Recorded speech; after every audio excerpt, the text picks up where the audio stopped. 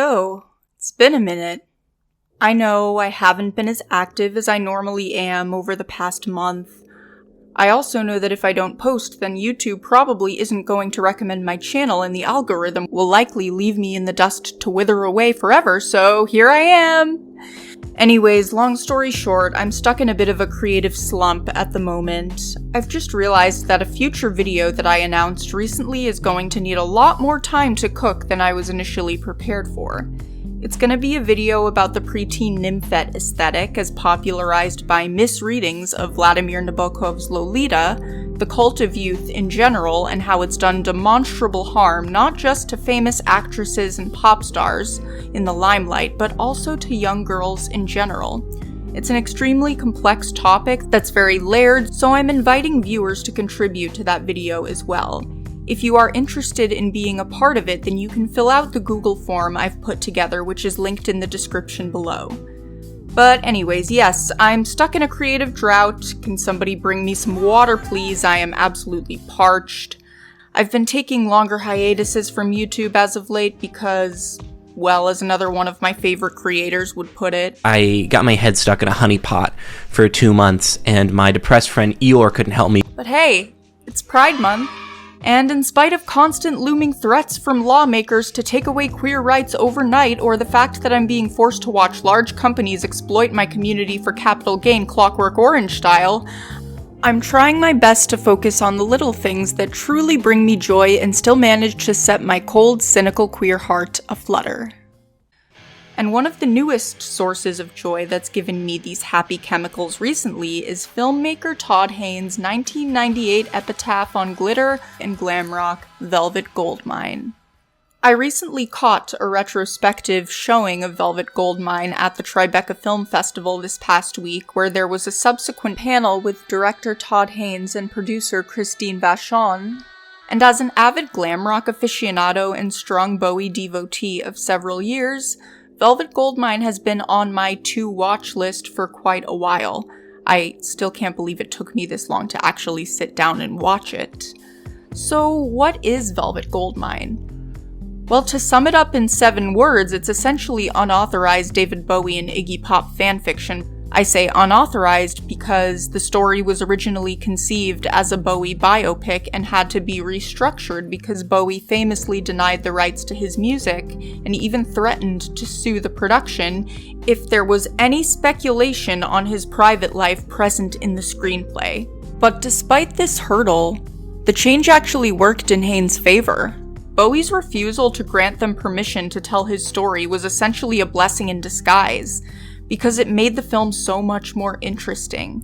The soundtrack relied on early progenitors of the genre like Brian Eno, T-Rex, and Roxy Music, tapping prominent musicians like Radiohead's Thom Yorke and Johnny Greenwood, Sonic Youth's Thurston Moore and Steve Shelley, Andy Mackay from Roxy Music, Placebo, Bernard Butler from Suede, Mark Arm from Mudhoney, Ron Asheton from The Stooges, Mike Watt from Minutemen, and so many more, to contribute covers of these popular early glam rock cuts. The film takes place in 1984, where a British journalist named Arthur Stewart, portrayed by a young fresh-faced Christian Bale, is writing an article about the 70s glam rock star Brian Slade, portrayed by Jonathan Rhys Meyers, who famously faked his own death at a concert and went on to disappear from public life completely. Stewart tracks down and interviews a series of people who were close to Brian Slade in the events leading up to his withdrawal from the public, including his first manager Cecil, his ex-wife Mandy Slade, and finally Slade's former protege and lover Kurt Wilde, portrayed by Ewan McGregor, who is clearly the Iggy Pop figure in the story. Stewart's mission to track down exactly what happened to Slade is probably as close as the film will get to any semblance of linear storytelling. Because in making this film, Todd Haynes essentially did away with that concept entirely. I wouldn't even describe Velvet Goldmine as a story, but rather as an experience. Here's a funny behind-the-scenes anecdote. During an appearance on The Graham Norton Show, Ewan McGregor hilariously recounted his infamous sex scene with Christian Bale, explaining, We heard action, so we started to slowly simulate sex. Then it went on and on. Then I thought I probably would have finished by now. So I went around to his ear and went, I think I would have finished by now. I'm going to have a look. I looked over and the crew were packing up the cameras. They must have said cut really quietly. I think they thought it was a sensitive thing that they should just leave to us. But there's nothing wrong with screaming cut.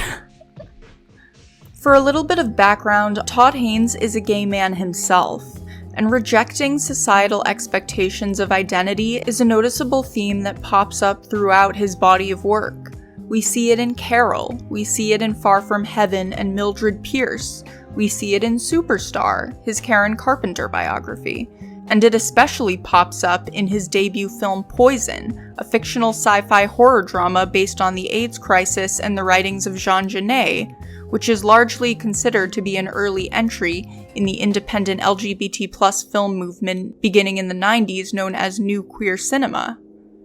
The pacing of Velvet Goldmine can best be described as a mirage. It captures a series of vignettes within vignettes that serve as fictional reimaginings of real events that took place during the era of 70s glam rock and the movement's intrinsic ties to sexual liberation and queerness.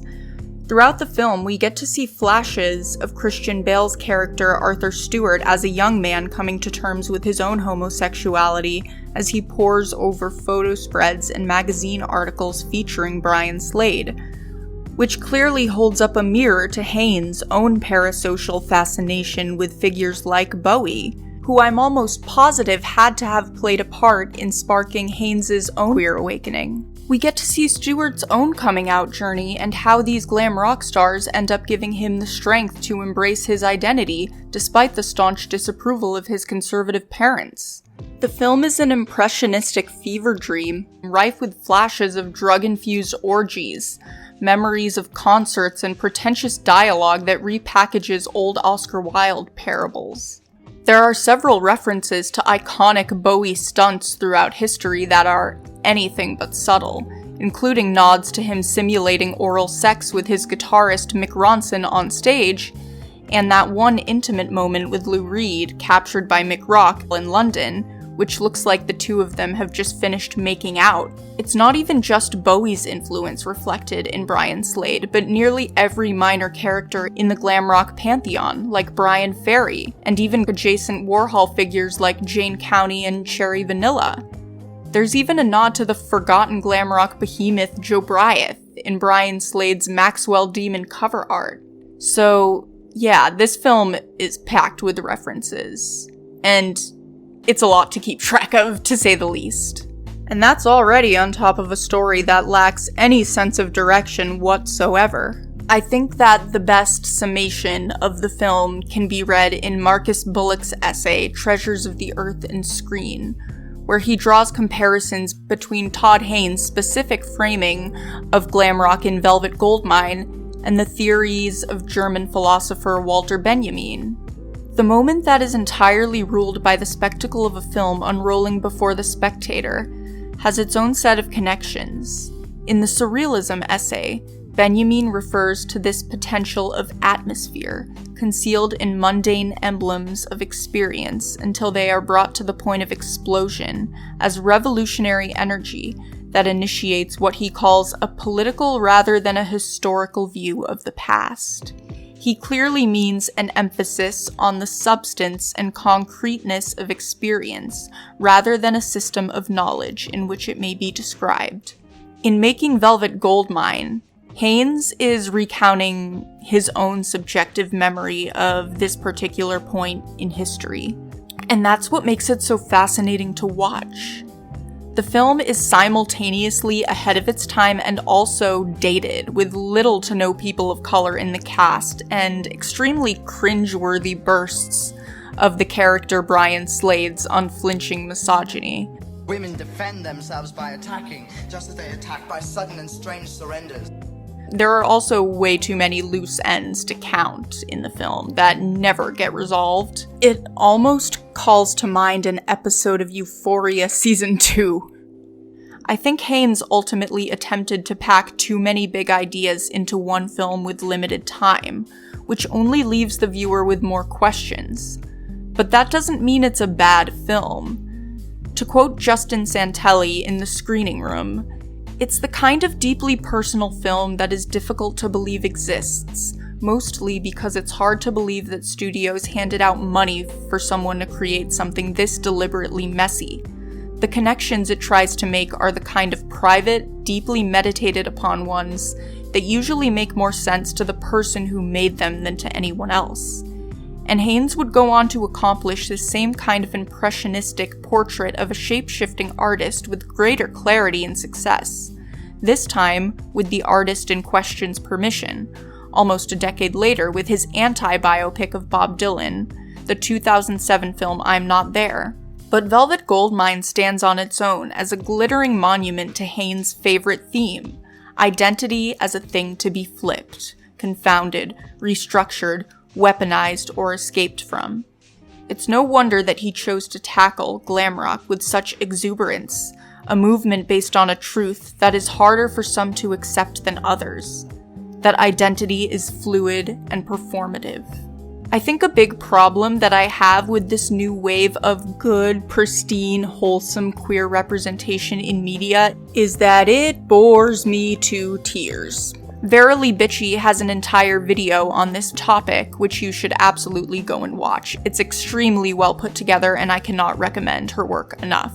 In many ways, it almost feels like today we've taken 1,000 steps backwards since the age of new queer cinema, because I refuse to buy the absolute ludicrous idea that a film like Call Me By Your Name, which won't even show gay sex on screen, or some half-assed declaration that this Marvel character is a lesbian with zero verbal confirmation, is somehow progress.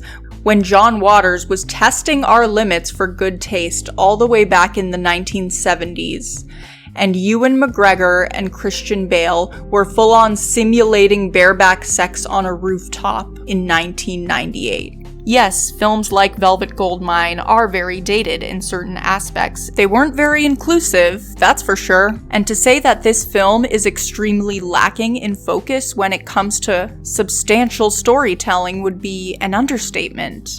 Which is why I would describe this movie as a fever dream rather than an actual story.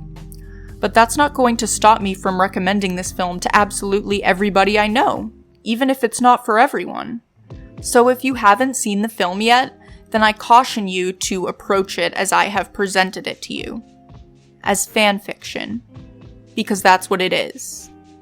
Fandom has always been a queer activity that's long been theorized about in studies for years.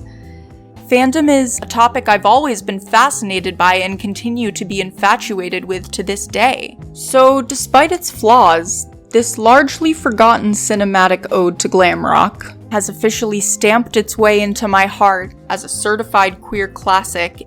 So that's today's video, guys. Once again, I am still trying to find a million ways to claw myself out of this creative rut. So if some unorganized rambling about a movie that I love is what it's gonna take to get me out of this, then I hope you guys enjoyed it. I also have another exciting announcement. I've started a new series on my Patreon where I invite friends to watch and recap music-based movies from the past with me to see how they would hold up in today's climate.